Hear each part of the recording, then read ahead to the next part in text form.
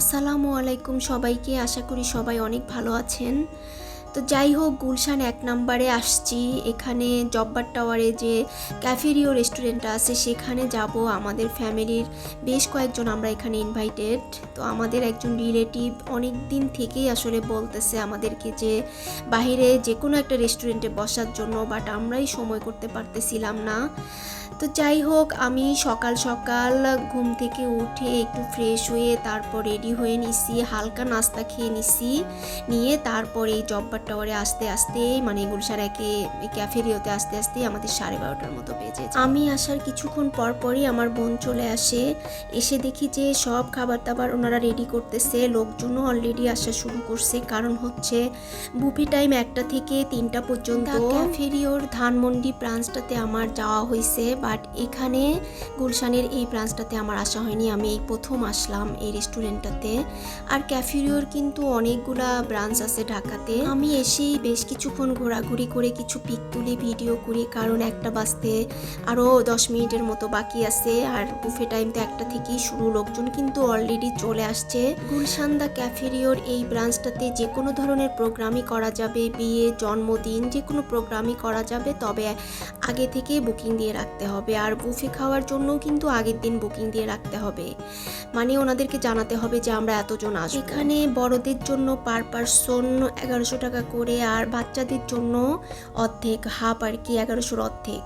তবে দুপুরবেলা কিন্তু 1100 টাকা করেই, এবং আইটেম হচ্ছে 110টা, 10টারও বেশি, মেবি 110টা আমি পেজে দেখলাম, এবং ওনারা বললো যে 110টা আইটেমই। আর রাতে সম্ভবত, আমি ঠিক শিওর না, তবে রাত্রে মনে হয় প্রাইসটা একটু বেশি এবং রাত্রে আইটেমও বেশি। তো যাই হোক, আমি তো বেশ কিছুক্ষণ ঘোরাঘুরি করতে করতে আমাদের রিলেটিভও চলে আসে অলরেডি। কিন্তু এদিকে বুফে টাইম শুরু হয়ে গেছে, আমাদেরকে হচ্ছে সবাইকে বলা হচ্ছে খাবার নেওয়ার জন্য। তো আমরা আমাদের রিলেটিভের জন্য অপেক্ষা করতেছিলাম। উনি আসার পর সবাই মিলে একসাথে বসবো।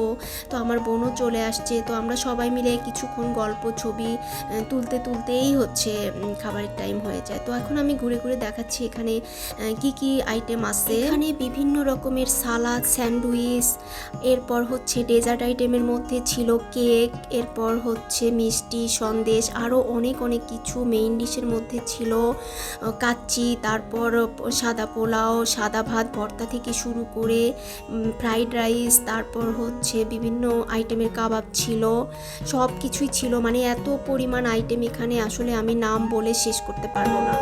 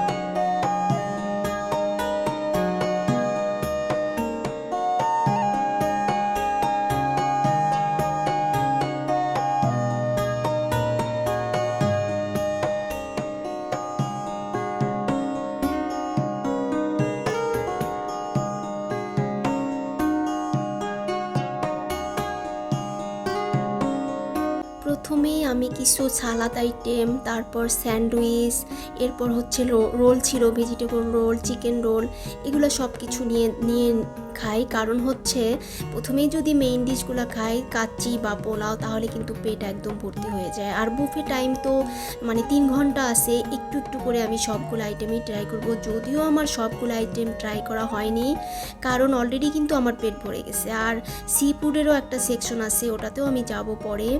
প্রথমেই হচ্ছে এগুলা খেয়ে নিচ্ছি, তারপর আমার বোন আবার চাউমিন নিয়ে আসছে, আমার বোনের থেকেও খাচ্ছি। তবে বাবার কিন্তু এগুলা কিছুই পছন্দ না, বাবা শুধুমাত্র ডেজার্ট আইটেম, ওর কেক, তারপর হচ্ছে বিভিন্ন রকমের মিষ্টি জাতীয় জিনিসগুলো আর পছন্দ। ও আসলে খুঁজতেছিল যে কি খাবে, ও মানে খুঁজেই পাচ্ছিল না কি খাবে। যাই হোক, কিছুক্ষণ খাওয়া দাওয়া শেষ করে মেইন ডিশে চলে আসলাম একটু রেস্ট নিয়ে, তারপর আসছি মেইন ডিশ খাওয়ার জন্য।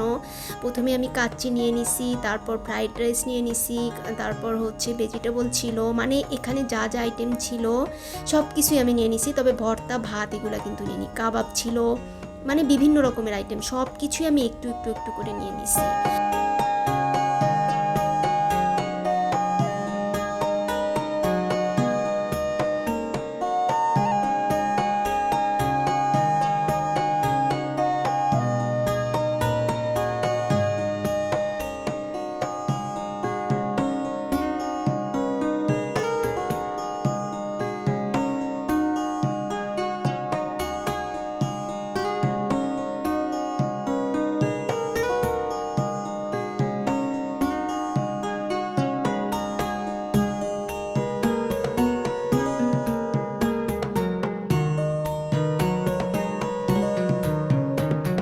খাবার অর্ধেকটা টেবিলে রেখেই আমি বাবাকে নিয়ে চাউমিন নিতে চলে আসি, কারণ ও নিতে পারবে না, বাচ্চা মানুষ, ফেলে দিবে, নষ্ট করবে।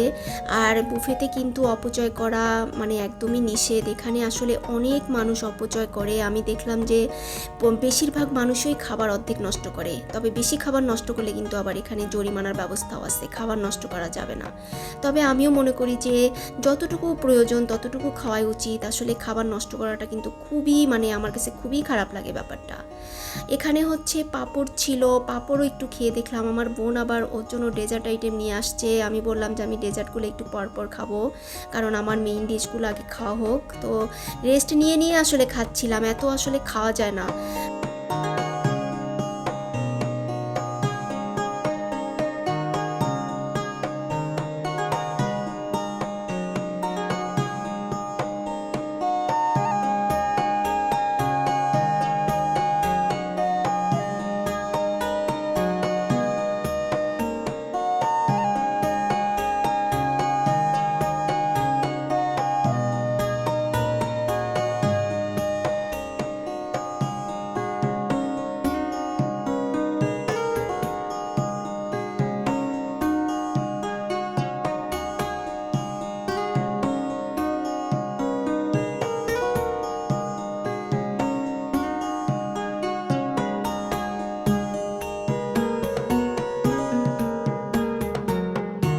কিছুক্ষণ পরে আসি ফুচকা খেতে, কারণ ফুচকা আমার অনেক পছন্দ।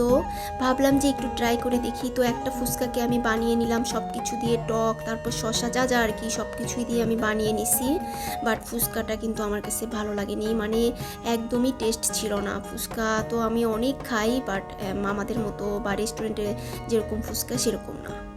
এরপর ছিল হচ্ছে মজো। মজো তো আনলিমিটেড ছিল, আমাদেরকে বড় একটা বোতল দিয়ে গেছে মজোর, এটাই আমরা খেয়ে শেষ করতে পারিনি। আইসক্রিম ছিল, আইসক্রিম একজন হচ্ছে টোকেন দিয়ে নিতে হবে, দুবারের বেশি কেউ নিতে পারবে না। আইসক্রিম হচ্ছে বাবা নিছে, আমি নিছি। এরপর আইসক্রিম নিয়ে তারপর আমরা বসে বসে খাচ্ছিলাম। এদিক দিয়ে আবার আমার বোন ডেজার্ট আইটেমগুলো নিয়ে আসছে, তো আমি ওর থেকেই একটু একটু করে খাচ্ছিলাম। আসলে বারবার গিয়ে গিয়ে উঠে উঠে নিয়ে আসতে ইচ্ছা করতেছিল না, তো আমি বললাম যে দে তোরগুলাই আমি খেয়ে দেখি কেমন। তো ডেজার্টগুলো কিন্তু সবই অনেক মজা ছিল, বিশেষ করে এই গোলাপ জামুনটা, তারপর পুডিং, কেক, সব কিছুই অনেক মজা ছিল। তবে কিছু কিছু খাবার একদমই ভালো লাগেনি আমার কাছে, যেমন কাবাবগুলো, এগুলো আমার কাছে ভালো লাগেনি। এরপর কিছুক্ষণ পর আমি আসি হচ্ছে কফি নিতে। কফি ছিল আনলিমিটেড, ড্রিঙ্কস, তারপর হচ্ছে মিন্ট লেমন ছিল, মানে এগুলো সবই আনলিমিটেড ছিল। স্যুপ ছিল, আমি আসলে আর স্যুপ খাইতে পারিনি, কারণ অলরেডি কিন্তু আমি একটু পরপর সব কিছু দেখে আমাকে মনে হচ্ছে যে আমি অনেক খাইছি, বাট না, আমি সব কিছু একটু একটু একটু করে ট্রাই করছি। এখন আসছি সি ফুড নেওয়ার জন্য। এখানে কোরাল মাছ, তেলাপিয়া, অক্টোপাস, এরপর হচ্ছে কাঁকড়া আছে, শামুক আছে, ঝিনুক আছে, অনেক ধরনের সামুদ্রিক, মানে এই সেকশনটা হচ্ছে সব সামুদ্রিক আইটেমের। আমি অন্য কোনো কিছু আর ট্রাই করিনি, ভাবলাম যে যেটা খাইনি সেটা ট্রাই করে দেখি। আমি হচ্ছে ঝিনুক নিয়ে নিছি আর অক্টোপাস নিয়ে নিছি, কারণ অক্টোপাসটা আমার কখনোই খাওয়া হয়নি, তো ভাবলাম যে অক্টোপাসটা আমি ট্রাই করে দেখি। আমার বোন বলতেছে খেতে পারবো কিনা, আমি ভাবলাম যে অল্প করে একটু নিয়ে খেয়ে দেখি, আমি তো নষ্ট করব না। তো ভাইয়াকে বললাম যে আমাকে অক্টোপাস দিতে, তো উনি অক্টোপাস আর হচ্ছে ঝিনুক দিয়ে দিছে। তবে অক্টোপাসটা খাওয়ার পর আমার কাছে ভালোই লাগছে, মানে এটা অনেক স্পাইসি ছিল, অনেক পরিমাণে ঝাল দেয়া, বাচ্চারা কিন্তু খেতে পারবে না। ঝিনুকটা মনেই হচ্ছিল না যে আমি ঝিনুক খেয়েছি, কী যেন সস টস অনেক কিছু দিয়ে বানাইছে, ঝিনুকটা অনেক মজার ছিল। আর অক্টোপাসটাও আমার কাছে ভালো লাগছে, মানে আমি অক্টোপাস কিন্তু হালাল খাবার, অনেকে বলে যে অক্টোপাস হালাল না, বাট অক্টোপাস কিন্তু হালাল, মুসলমানদের জন্য এটা হালাল খাবার। অক্টোপাস আমি লাইফে প্রথম খেলাম, কখনোই এর আগে আমার খাওয়া হয়নি, এজন্যই আসলে ট্রাই করে দেখলাম যে খেয়ে দেখি কেমন, বাট আমার কাছে ভালোই লাগছে অক্টোপাসটা। আমি কিন্তু অনেক মজা করে খাইছি, আমি 2 পিসেই খেয়ে ফেলছি এবং ঝিনুকটাও আমার কাছে ভালো লাগছে।